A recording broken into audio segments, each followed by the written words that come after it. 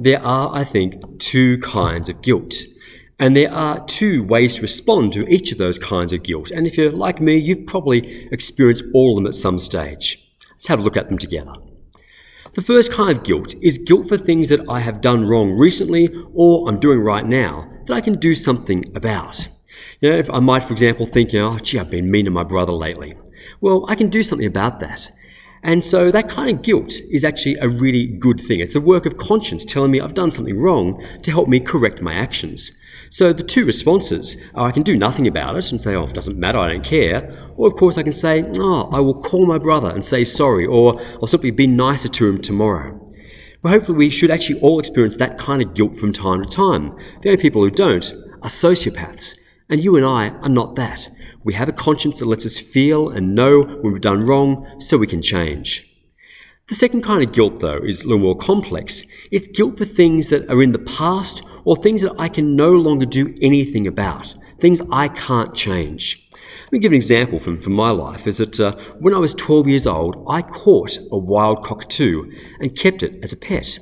There was cockatoos that were landing in our backyard when I was a kid, and I really wanted to catch one, so I put a bowl of seed out and near a cage, and I moved the seed closer and closer each day, and then one day put it inside the cage with a little trapdoor and a string tied back to my back veranda. And when one of the cockatoos wandered into the cage, I pulled the string, the trapdoor came down, and I had caught a wild cockatoo. Now, we built a really big, lovely cage. I think we treated him well. I called the cockatoo Henry, and he was a wonderful pet. I really loved him. But it was only in my later teenage years, some years later, that I kind of realised cockatoos are intelligent, wild and social animals, and to catch one, take him away from his flock and keep him in isolation is actually a terrible and cruel thing. And so much as it was sad for me to let him go, after talking to my parents, we did decide to let him go. We opened the cage one day and let him fly out, and I hope so much that he's found his flock again and maybe right now is on somebody's veranda chewing their banister rail right now. Perhaps. But I think I did the right thing letting him go, but I can't do anything about it now. I can't change that. Perhaps he didn't survive in the wild. Perhaps I doomed him. So I've done something really terrible. But I can't change that now. And perhaps you've had experiences like that too. Maybe something you did once as a one-off, or maybe like me, or something you did over a period of time. And you regret, and maybe not just to an animal, maybe to a person. So that kind of guilt can actually cut us much, much deeper, and can lead us to have the kind of response we hear in the scriptures today from both Isaiah in the first reading and Peter in the gospel, where our response is, I am a sinful person. And when we have a sense that God is near, as Isaiah and Peter did, our response is to say, Lord, leave me. I'm a sinful man. Go away, or I have to withdraw from you. A sense of the utter holiness of God.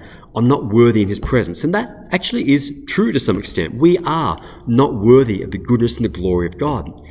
Isaiah had this extraordinary vision of God revealing himself, showing him the throne room of heaven. So he said, Lord, I'm a man of unclean lips.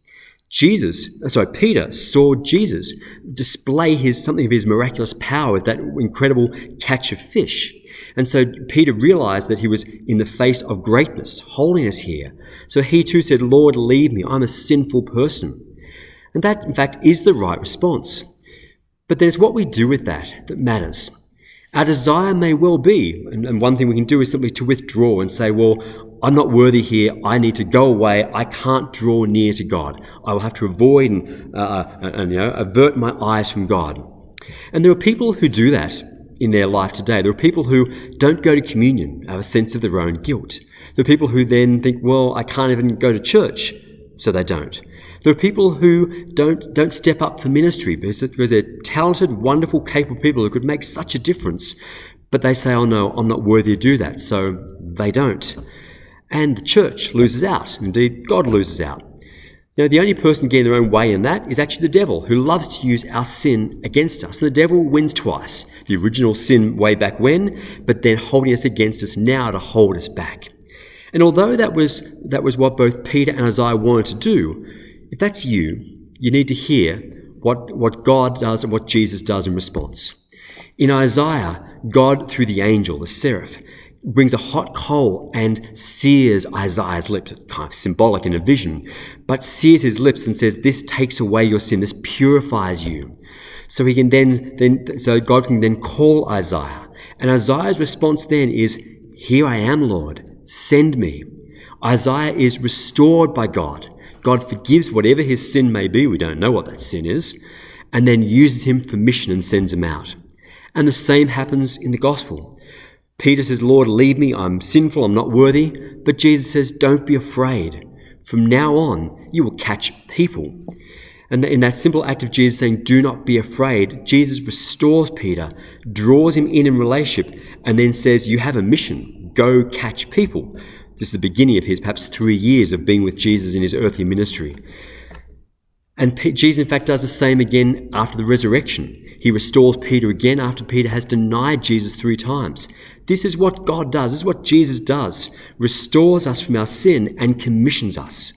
There is nothing you have ever done, nothing you could ever do that's so great that Jesus' love and Jesus' death on the cross could not forgive you and could not restore you. And it's really important that we hear that we never get to the point of thinking, well, I just have to pull back and avoid God because I'm so unworthy and so unforgivable. So our guilt, our response of guilt, may well be the right response. It's actually an act of conscience and an act of recognition of the greatness of God. But it's how we respond. Do I choose to come near to God or pull away? If indeed I can draw near to God, then what I'll find is that I'm actually all the more grateful. And the words I say before receiving communion, "Lord, I am not worthy. You should enter under my roof." Just say the word and I shall be healed. That sense of, Lord, I'm not worthy, actually becomes a great confession. But I come anyway, and I'm all the more grateful because I don't think I'm receiving communion or I'm being close to God or I'm praying well because I deserve it, because I'm good. No, I recognize it's because God is good, because Jesus is good. And I become constantly and ever more deeply grateful to God for his love for me. And when I sin in the future, as I indeed will sin in the future, we all keep doing things wrong. When I sin in the future, I will then know, again, this too can be forgiven. This too can be restored. And God does still want to use me for his purposes. So I hope you will be able to experience that sin in your life and have that guilt, but choose the right path, not to pull away from God, but choose to draw near, to be restored and used by God in mission, and be grateful.